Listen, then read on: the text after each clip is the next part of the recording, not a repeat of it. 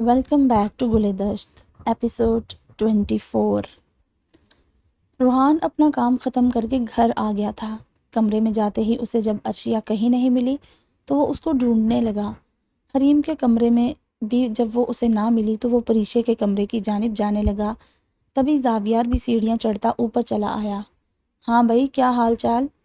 زاویار کو اوپر آتا دیکھ روحان خوش مزاجی سے پوچھنے لگا۔ یار، آفس والوں نے تنگ کر رکھا ہے، نہ جانے کیوں مجھے گھر بٹھا دیا ہے۔ ابھی وہ بٹ کا کیس پوری طرح حل نہیں ہوا، اوپر سے ڈپارٹمنٹ میں اس کی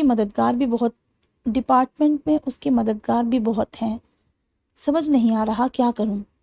زاویار اپنی پریشانی روحان کو بتانے لگا۔ او بھائی، زیادہ خوش ہوتے ہیں لوگ خوش ہوتے ہیں کہ ہماری شادی کے بعد ہمیں چھٹیاں مل گئی، آرام سے ٹائم انجوائے کرتے ہیں، اور تم ایک الگ پور قسم کے انسان ہو۔ پریشے بھابھی کا تو اللہ ہی مالک ہے، روحان ہنستے ہوئے کہنے لگا۔ اس کی ہنسی کی آواز سن کر عرشیہ فوراً ہی کمرے سے باہر نکل آئی۔ عرشیہ کے کمرے سے نکلتے ہی زاویار اپنے کمرے میں چلا گیا، جبکہ روحان اور عرشیہ بھی اپنے کمرے کی جانب بڑھ گئے۔ ویسے آپس کی بات ہے، یہ کوئی بات نہیں ہے، پریشے منہ بنا کر بولی۔ اور کیا کوئی بات نہیں ہے؟ زاویار پریشے کے عین سامنے بیٹھے بولا۔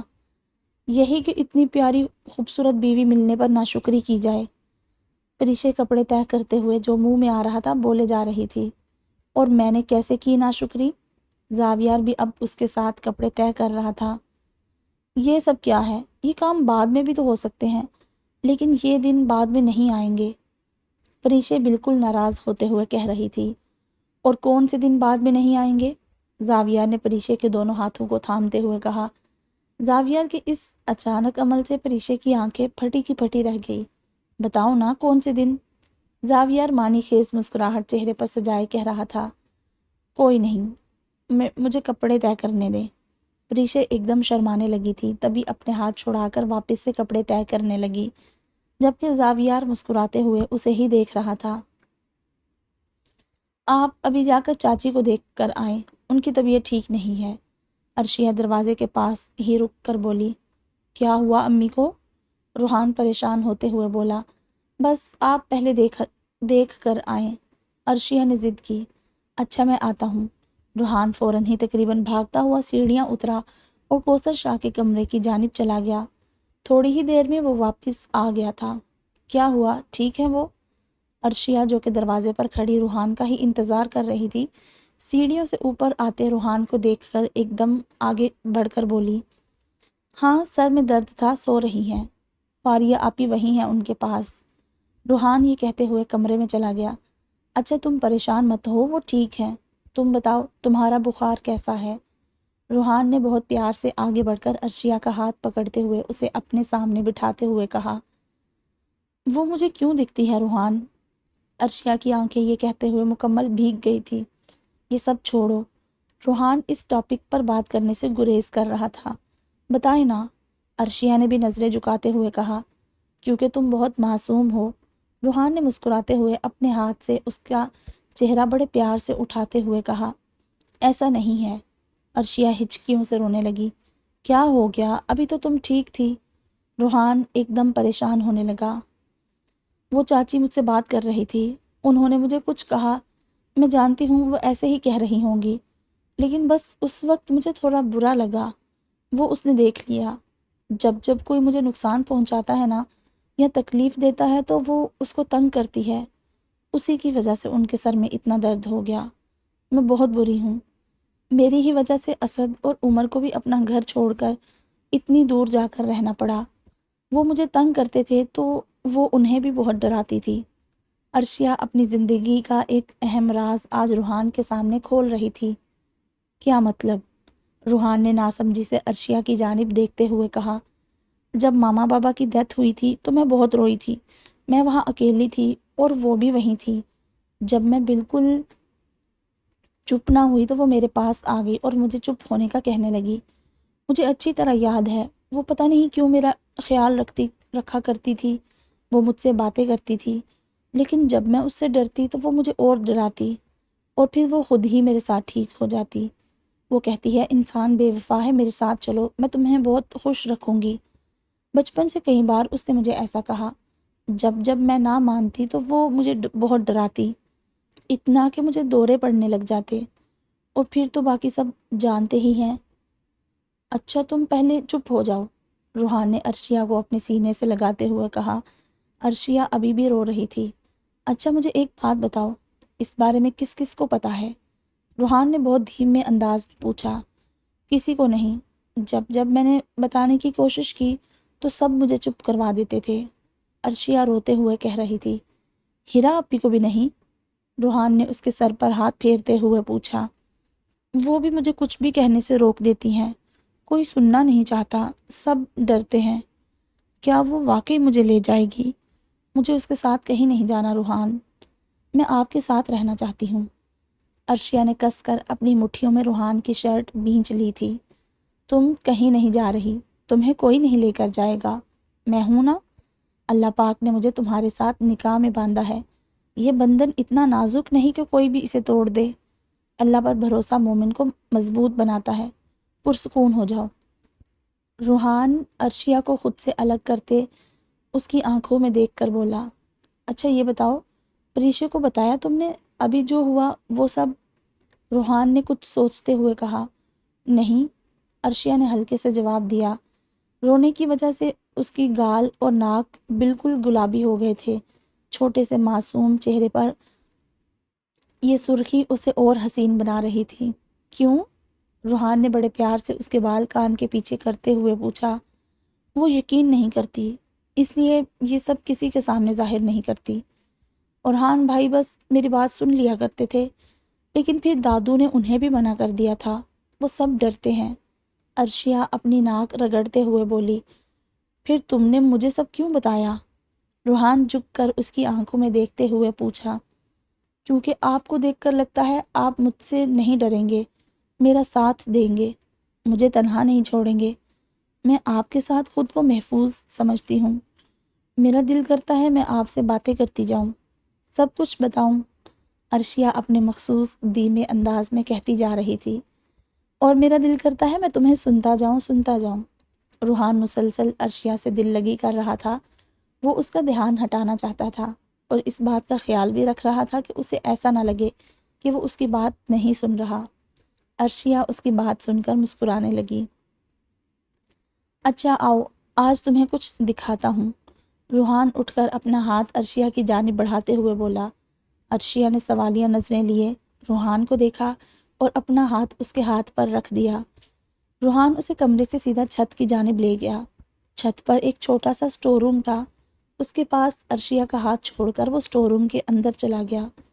تھوڑی ہی دیر میں وہ ایک کینوس اور سٹینڈ لے کر باہر نکلا۔ سٹینڈ کو سیٹ کر کے اس نے کینوس پر لگایا اور پھر دوبارہ اندر چلا گیا۔ عرشیہ اسے حیرت سے یہ سب کرتے ہوئے دیکھ رہی تھی۔ اس کے ذہن میں اٹھنے والی سوچیں اب دب گئی تھی، وہ سب کچھ بھول بھال کر روحان کو دیکھنے لگی۔ روحان اب ایک بڑا سا باکس اٹھائے باہر آ رہا تھا۔ باہر لا کر اس نے وہ باکس کھولا تو اس کے اندر طرح طرح کے پینٹ اور برشز وغیرہ رکھے ہوئے تھے۔ تمہیں یاد ہے میں نے تم سے ایک دفعہ تمہاری ہابیز پوچھی تھی؟ تب تم نے کہا تھا تمہاری کوئی ہابیز نہیں، بس آج سے ہم روز ایک نئی ہابی تمہارے لیے ٹرائی کریں گے، پھر تم اس میں سے اپنی پسند کی ہابی کا انتخاب کر لینا۔ اورحان پینٹ کو باکس سے باہر نکالتے ہوئے بولا۔ آپ کو پینٹنگ کرنا آتی ہے؟ عرشیہ آنکھوں میں چمک لائے بولی۔ ہاں، مجھے اچھا لگتا ہے کینوس پر رنگ بکھیر کر، لیکن آج میں نہیں، تم بکھیرو گی رنگ، اور میں دیکھوں گا۔ روحان نے برش اور پینٹ عرشیہ کی جانب بڑھاتے ہوئے کہا۔ میں کہا مجھے نہیں آتا یہ سب خراب کر دوں گی میں۔ عرشیہ 2 قدم پیچھے ہوتے ہوئے بولی۔ ڈرو نہیں، خراب ہی ہوگا نا، کوئی بات نہیں، کوشش تو کرو۔ روحان عرشیہ کا دھیان دوسری جانب لگانا چاہتا تھا، اور اب وہ آہستہ آہستہ کامیاب بھی ہو رہا تھا۔ عرشیہ نے ایک دم کنفیوز نظروں سے روحان کو دیکھا اور پھر ہاتھ میں برش پکڑ کر پینٹ لگانے لگی۔ دیکھو پہلے ایک منظر، ایک تصویر اپنے ذہن میں سوچو۔ کوئی بھی تخلیق یوں ہی نہیں ہوتی، اس کے بارے میں اس قدر سوچو کہ آس پاس کوئی محسوس نہ ہو، تمہارے ذہن میں اس چیز کی تصویر صاف ہو، پھر آہستہ آہستہ سے بنانا شروع کرو۔ ضروری نہیں کہ جو تم بناؤ وہ بہت خوبصورت ہی ہو، دنیا میں ہر چیز خوبصورت ہو یہ ضروری نہیں ہے۔ چلو اب شروع کرو۔ روحان یہ کہہ کر تھوڑا دور جا کر کھڑا ہو گیا، لیکن اس کی نظریں عرشیہ پر ہی تھی۔ عرشیہ نے ایک گہرا سانس لیا اور سب سے پہلے پیلے رنگ سے کینوس کو رنگنا شروع کیا۔ پیلے رنگ کے بعد اس نے نارنجی رنگ سے پھول کی پتیاں بنانا شروع کی۔ وہ اپنی سوچ میں بالکل مگن سی کینوس پر رنگ بکھیر رہی تھی۔ روحان پیچھے کھڑا اسے مسکراتے ہوئے دیکھ رہا تھا۔ عام طور پر اس کی چیزوں کو کوئی ہاتھ لگائے تو اسے بہت برا لگتا تھا، لیکن عرشیہ میں کچھ بات تھی کہ وہ اس کے لیے اپنا سب کچھ قربان کر سکتا تھا۔ سب سے بڑی بات تو یہ تھی کہ وہ اس کے نکاح میں تھی، اس کا آدھا ایمان تھی، اس کی ساتھی تھی۔ دوسری طرف عرشیہ کی معصومیت تھی جو روحان کو اس کی جانب کھینچتی تھی۔ رات کا وقت تھا۔ ظفر شاہ نے سب کے ساتھ خاموشی سے کھانا کھایا۔ کوثر شاہ ابھی بھی اپنے کمرے میں ہی تھی۔ ان کے سر درد میں کمی تو آئی تھی، لیکن انہیں بہت زیادہ غنودگی ہو رہی تھی، جس کے باعث وہ بیڈ سے اٹھ بھی نہیں پا رہی تھی۔ ابھی وہ سب کھانا کھا کر فارغ ہوئے ہی تھے کہ اویس شاہ، اورحان اور ہیرا کے ہمراہ گھر میں داخل ہوئے۔ سب لوگ ایک دم سلام کرتے ہوئے کھڑے ہوئے۔ کہیں نہ کہیں سب حیرت میں تھے۔ ان سب کی حیرت میں اضافہ تب ہوا جب ان تینوں کے پیچھے ان لوگوں نے فرحان شاہ کو دیکھا۔ دادو، پریشے نے بے ساختہ زیر لب کہا۔ سب لوگ ہی کھڑے ہو گئے تھے سوائے ظفر شاہ کے، جو شاید اپنے اندر ہمت جمع کر رہے تھے، کیونکہ وہ اچھی طرح سے جانتے تھے کہ وہ سب کیوں آئے ہیں، اور جس بات کے لیے وہ صبح سے خود کو تیار کر رہے تھے وہ وقت اب آ گیا تھا۔ اورحان اور ہیرا بھی سب کی طرح حیرت میں تھے۔ کچھ پل ہی گزرے تھے کہ ثنا شاہ بھی لال حویلی کے اندر داخل ہو رہی تھی۔ پریشے اور عرشیہ بہت پیار سے مسکراتے ہوئے ان سے گلے ملی اور پھر ان کے برابر میں ہی کھڑی ہو گئی۔ عام طور پر شاید یہ سب نارمل ایک ملاقات ہوتی، لیکن ظفر شاہ کا چپ چاپ اپنی جگہ بیٹھے رہنا، فرحان شاہ کا سنجیدہ چہرہ لیے لال حویلی کے اندر آنا، اس پر اویس شاہ اور ثنا شاہ جن کے چہروں پر ہر وقت ایک سکون بھری مسکراہٹ سجی رہتی تھی، ان کا بھی بالکل خاموش اور پریشان دکھنا تمام جوان نسل کے دماغ میں کئی طرح کے سوال اٹھا رہا تھا۔ مجھے آپ سب سے ایک بات کرنی ہے۔ ظفر شاہ کی آواز سے سب ایک ساتھ ان کی جانب مڑ کر دیکھنے لگے۔ ظفر شاہ کا چہرہ ابھی بھی جھکا ہوا تھا۔ اب یہ شرمندگی تھی یا کچھ اور، یہ کہنا مشکل تھا۔ فی الحال وہ کسی کی آنکھوں میں دیکھنا نہیں چاہتے تھے۔ فرقان شاہ بھی بالکل خاموش سے سب سے الگ ویل چیئر پر بیٹھے ہوئے تھے۔ تبھی عرشیہ کی نظر سامنے کھڑکی پر گئی۔ وہ وہاں کھڑی مسکرا رہی تھی۔ عرشیہ ایک دم ڈر کر ثنا شاہ کے پاس سے ہٹ کر روحان کے قریب جا کھڑی ہوئی۔ ہیرا کو یہ دیکھ دل ہی دل میں سکون سا محسوس ہوا۔ اسے بھی کھڑکی کے پاس کسی کی موجودگی محسوس ہو رہی تھی، لیکن وہ اسے نظر انداز کیے وہیں کھڑکی کے پاس کھڑی تھی۔ عرشیہ کا پینک ہونے کی بجائے روحان کے پاس تحفظ محسوس کرنا اس کے دل کو اطمینان بخش گیا تھا۔ میں چاہتا ہوں تم سب یہیں بیٹھ جاؤ۔ میں جو بات آج تم لوگوں کو بتانے جا رہا ہوں وہ بات تم سب سکون سے سنو گے۔ میں جانتا ہوں میری بات سن کر تم سب کے ذہن میں بہت سے سوالات آئیں گے۔ ہو سکتا ہے تم میں سے کسی کو یہ بات الجھا دے، لیکن میں پھر بھی چاہوں گا تم لوگ میری بات حوصلے سے سنو۔ چاچو، آپ بات کو اتنا طول مت دیں، ایسا بھی کیا ہے؟ سیدھا سیدھا بتا دیں، زاویار نے آگے بڑھ کر کہا۔ بیٹا، کچھ ایسا ہے جو ہم سب نے مل کر آپ بچوں سے چھپایا ہے کئی سالوں سے، لیکن اس کے پیچھے ہماری غرض صرف آپ لوگوں کی حفاظت تھی۔ ظفر شاہ نے باری باری زنین، زاویار اور حریم کو دیکھ کر کہا۔ حریم کے چہرے کے رنگ مکمل اڑ گئے تھے، جبکہ زنین تسلی کا مظاہرہ کرتے ظفر شاہ کو سن رہا تھا۔ اس بار زاویار کے چہرے پر الگ ہی تناؤ نظر آ رہا تھا، جیسے اس کی چھٹی حس اسے کوئی اشارہ دے رہی ہو۔ اوپر سے ظفر شاہ کا بات کو اس قدر گھمانا بھی اسے الجھا رہا تھا۔ اسے باتیں دو ٹوک انداز میں پسند تھی۔ اب اسے کیا معلوم کہ ظفر شاہ کیوں بات کو اتنا طول دے رہے تھے۔ کچھ باتوں کے لیے ماحول بنانا ضروری ہوتا ہے، کچھ باتیں ہوتی ہیں جو سیدھی کہہ دی جانے کے قابل نہیں ہوتی، لیکن جسے بات کی نوعیت کا علم ہی نہ ہو وہ کرے بھی تو کیا۔ پہلے آپ سب بیٹھ جائیں۔ ظفر شاہ ڈائننگ ٹیبل سے اٹھ کر صوفوں کی جانب آتے ہوئے بولے اور سب کو صوفوں کی جانب بلایا۔ سب ایک ایک کر کے صوفوں پر بیٹھ گئے۔ روحان، جنین اور اورحان جگہ کی کمی کے باعث زمین پر بیٹھ گئے۔ کوثر شاہ کے علاوہ وہاں سب ہی موجود تھے، میرے بڑے بھائی اور آپ تینوں کے بابا۔ ظفر نے بہت ہمت کر کے بات کا آغاز کیا، لیکن پھر ایک دم ہمت ہار کر خاموش ہو گئے۔ ان کی آنکھیں اب نم ہونے لگی تھی۔ سفید شلوار قمیض پر گہرے کتھئی رنگ کی شال اوڑھے وہ لمبے چوڑے شخص اس وقت شرمندگی کے باعث اپنی زبان سے چند الفاظ ادا نہیں کر پا رہے تھے۔ شرمندگی کہیں نہ کہیں اس بات کی بھی تھی کہ انہیں اپنے بھائی کے جانے کی امید ہی نہیں تھی، جاگ جانے کی امید ہی نہیں تھی۔ انہیں تو بس ان کی موت کی خبر کا انتظار تھا، لیکن شاید اللہ کو کچھ اور ہی منظور تھا۔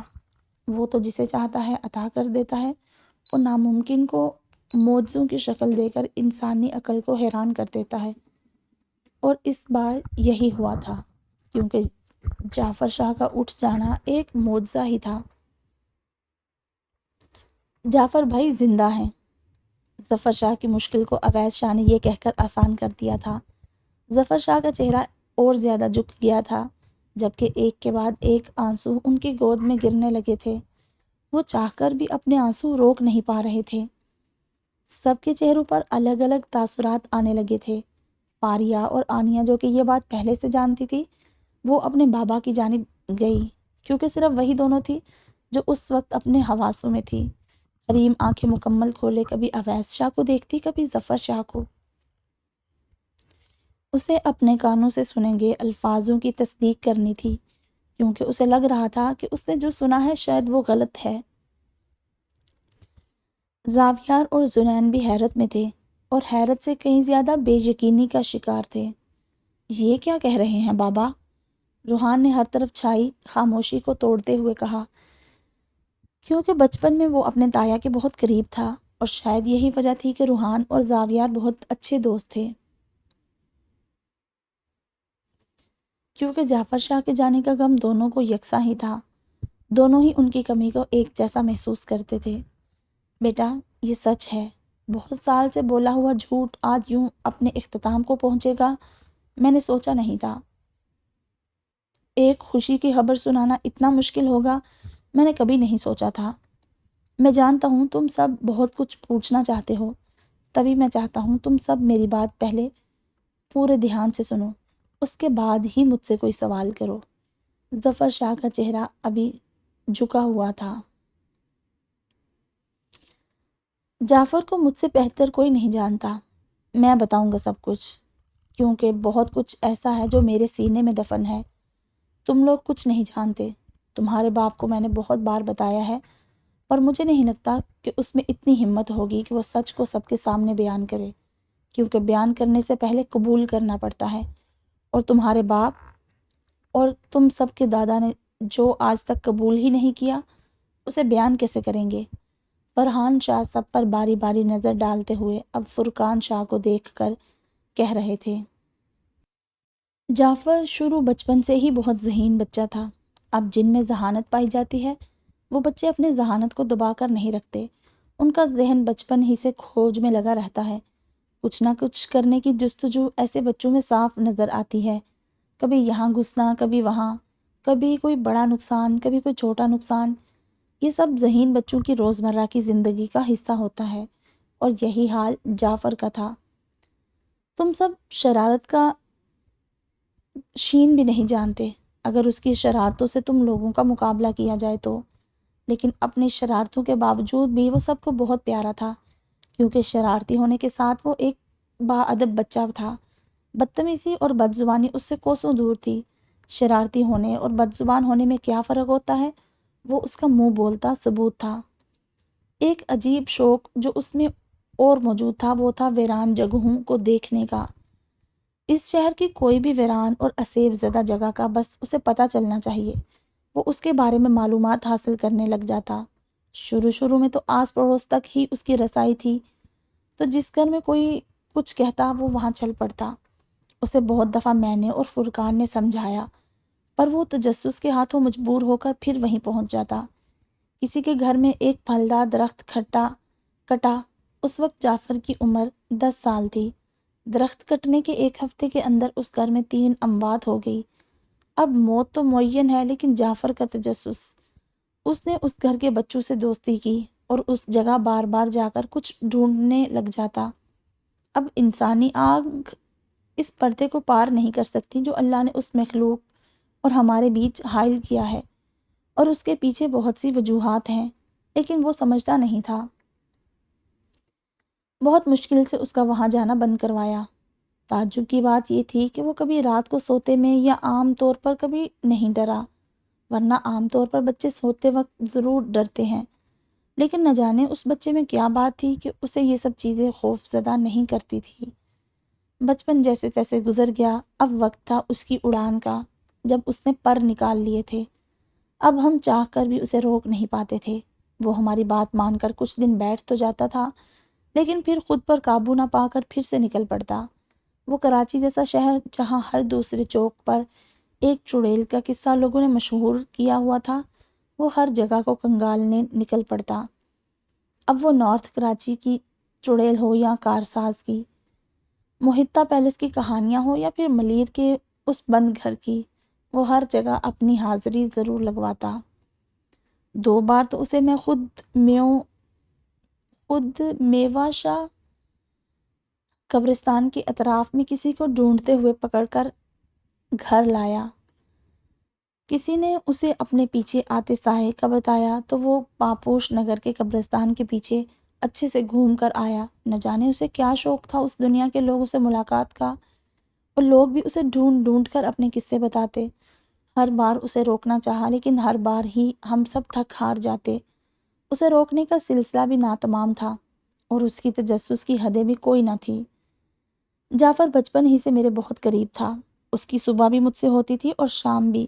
مجھے دیکھے بغیر ایک دن ایسا نہ گزرا تھا کہ وہ سو گیا ہو، چاہے میں مصروف ہوں یا وہ اپنے کسی کام میں مصروف ہو، وہ میرے ساتھ وقت ضرور گزارتا، اپنے قصے سناتا، نئی نئی عصیب زدہ جگہوں کا بتاتا، کیسے وہ وہاں گیا، اسے وہاں کچھ نہ ملا، اور ہم دونوں خوب ہنستے۔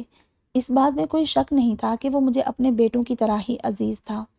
اس بار ہی کہتے فرحان شاہ کی آنکھیں بھی نم تھی۔ اس کی شادی میری ہی پسند سے ہوئی تھی۔ عائشہ میرے ایک دوست کی بیٹی تھی۔ خوبصورت ہونے کے ساتھ ساتھ وہ ایک با اخلاق لڑکی بھی تھی۔ جعفر کی شادی کے بعد تقریباً 2 ماہ بعد ہی صفدر کی شادی ہوئی، اور پھر کچھ ماہ بعد عالیہ کی شادی کے لیے ہم سب کو ملتان جانا تھا۔ ہر طرف خوشیاں ہی خوشیاں تھیں، لیکن ہم سب کو اس بات کا اندازہ نہیں تھا کہ وہ سفر ہماری زندگی سے تمام خوشیوں کو چھین لے گا۔ کتنی رنگینیاں ہماری آنکھیں دیکھ رہی تھی، وہ سب عصیب زدہ سایوں کی نظر ہو جائیں گی۔ سب ہی تقریباً بہت خوش تھے۔ ہر ایک نے اپنی جانب سے شادی کو یادگار بنانے کی پوری تیاری کر رکھی تھی۔ عالیہ تھی بھی سب کی چہیتی، تو سب ہی اس کی شادی کے لیے پرجوش تھے۔ زاویہ اس وقت 1 ماہ کا تھا۔ عائشہ اپنے چھوٹے بچے اور اپنی کمزور حالت کے باوجود بھی بہت اچھے سے ہر کام کو دیکھ رہی تھی۔ حالانکہ شادی سفید حویلی میں تھی، لیکن اس وقت ان دونوں گھروں کے لوگوں میں اس قدر محبت تھی کہ آمنے سامنے ہونے کے باوجود بھی گھر آنگن کی بات تھی۔ سکھ ہو یا دکھ، سب ایک دوسرے کا مکمل ساتھ دیتے۔ فرحان شاہ کی بیوی نرگس بیگم کے انتقال کے بعد تو تقریباً ہی سب ساتھ رہتے تھے۔ اویس شاہ کا بھی آنا جانا لگا رہتا تھا۔ البتہ جب سے صفدر شاہ کی شادی ہوئی تھی، تھوڑا بہت صفدر شاہ کا آنا جانا بند ہوا تھا۔ وجہ ان کی بیگم شائستہ کی جانب سے مکمل روک ٹوک تھی۔ اسے یوں کبھی ادھر کبھی ادھر آنا جانا پسند نہیں تھا۔ اس نے کبھی خاندانی محبت دیکھی بھی نہیں تھی، تبھی اسے اس سب کو سمجھنے میں دشواری کا سامنا کرنا پڑ رہا تھا۔ عالیہ جو کہ تھوڑی منہ پھٹ تھی، اس کا بھی شائستہ کے ساتھ گزارا مشکل ہو رہا تھا، تو عائشہ شاہ نے اسے اپنے پاس بلا لیا تھا۔ عالیہ کی شادی کی تمام تقریبات سفید حویلی سے ہی ہوئی تھی۔ آخر وہ اس کا اپنا گھر تھا، لیکن وہ ہر تقریب کے بعد لال حویلی ہی آ جاتی تھی۔ فرحان شاہ نے اسے بہت کہا کہ وہ سفید حویلی میں ہی آ کر رہے، لیکن اس کے لیے شائستہ کو اور اس کے لہجے کو برداشت کرنا مشکل ہو گیا تھا۔ اوپر سے لال حویلی میں ویسے بھی اس کی عائشہ سے اتنی دوستی ہو گئی تھی کہ اسے وہاں سے جانا اچھا لگتا بھی نہیں تھا۔ امی، شائستہ کی ڈاکٹر کیا کہہ رہی ہیں؟ عائشہ سامان کو ایک جگہ کرتے ہوئے بولی۔ بیٹا، وہ وہی کہہ رہی ہیں کہ شائستہ بہت کمزور ہے اور اس حالت میں سفر نہیں کر سکتی۔ ڈاکٹر تو شائستہ کو مکمل آرام کروانے کا کہہ رہی ہیں۔ بس یہ شادی نمٹ جائے تو میں سوچ رہی ہوں اسے یہیں اپنے پاس بلا لوں گی۔ وہاں اکیلے وہ اپنا خیال کیسے رکھے گی؟ سلمیٰ شاہ فکر مند ہوتے کہہ رہی تھی۔ امی، مجھے نہیں لگتا کہ وہ یہاں آئیں، عائشہ شاہ نے نرم لہجے میں مصروف انداز میں کہا۔ ہاں، لیکن اکیلا بھی تو نہیں چھوڑ سکتے، کچھ اونچ نیچ ہو گئی تو؟ وہ نادان ہے، سمجھتی نہیں ہے کہ اپنوں کا ساتھ کیوں ضروری ہے، لیکن ہم تو سمجھتے ہیں نا۔ چلو، عام طور پر تو سب ہی ہوتے ہیں، اب کم سے کم 1 ہفتہ لگے گا ہمیں آنے جانے میں، مجھے تو فکر ہی ہو رہی ہے، سلمیٰ شاہ سنجیدگی سے کہہ رہی تھی۔ تو پھر آپ کہیں تو میں رک جاؤں اس کے پاس؟ عائشہ شاہ نے تجویز دی۔ تمہارا خود 1 ماہ کا بچہ ہے، تمہیں کیسے چھوڑ دوں؟ سلمیٰ شاہ کے چہرے پر صاف فکر کے آثار موجود تھے۔ ہاں بھائی، سب کام ہو گئے؟ فرقان شاہ باروب انداز میں بولتے ہوئے آئے۔ ان کی آواز سن کر عائشہ نے اپنا دوپٹہ سر پر ٹھیک سے اوڑھا اور سلمیٰ شاہ بھی ایک دم مسکرانے لگی۔ جی بابا، سب کچھ ہو گیا ہے، بس سامان کو گاڑی میں رکھوانا شروع کروا دیں۔ عائشہ شاہ چہرے پر مسکان سجائے بولی۔ آپ ٹھیک ہیں؟ مجھے پریشان لگ رہی ہیں۔ فرقان شاہ نے سلمیٰ شاہ کے چہرے پر پریشانی دیکھ کر پوچھا۔ ہاں، بس شائستہ کے لیے فکر مند ہوں، سلمیٰ شاہ نے سرسری سا جواب دیا۔ پریشان مت ہوں، اللہ خیر کرے گا انشاءاللہ۔ فرقان شاہ نے آگے سے کچھ نہ پوچھا، ویسے بھی ان معاملات کو انہیں جان کر کرنا بھی کیا تھا۔ ظفر، فرقان شاہ نے پاس سے گزرتے ہوئے ظفر شاہ کو روک کر کہا۔ جی بابا۔ کمزور سے نوجوان ظفر نے ان کے پاس آ کر احترام سے کہا۔ فرقان شاہ غصے کے ذرا تیز تھے، اسی وجہ سے سب ان سے ڈرتے تھے۔ یہ سب سامان گاڑیوں میں رکھواؤ، جلدی۔ اور یہ جعفر کہاں ہے؟ فرقان شاہ نے پوچھا۔ وہ شاید چچا جان سے ملنے گئے ہیں، عائشہ شاہ نے سفید حویلی کی جانب اشارہ کرتے ہوئے کہا۔ اچھا، چلو میں دیکھتا ہوں۔ فرقان شاہ کلف لگے سفید قمیض شلوار پر اوپر سے گہرے نیلے رنگ کا کوٹ پہنے لال حویلی سے باہر نکلے۔ ابھی وہ سفید حویلی کی جانب جا ہی رہے تھے کہ انہیں پاس کے جنگلوں سے جعفر شاہ کے قہقہوں کی آواز سنائی دی۔ اپنے قدم جنگلوں کی جانب کرتے وہ آہستہ آہستہ چلتے جنگلوں کے اندر چلے گئے، جہاں جعفر ایک درخت کے ساتھ ٹیک لگائے کھڑا تھا اور اس کے ساتھ کھڑے فرحان شاہ اسے شعر سنا رہے تھے۔ تیرے عتاب سے کتنی نباہ کی ہم نے، نہ کوئی اشک بہایا نہ آہ کی ہم نے، عدم ہماری جوانی ہماری دولت تھی، بڑی فراخ دلی سے تباہ کی ہم نے۔ واہ واہ چاچو، کیا کہنے، چاچی کے لیے کہہ رہے ہیں؟ جعفر ہنستے ہوئے لوٹ پوٹ ہوتے کہہ رہا تھا۔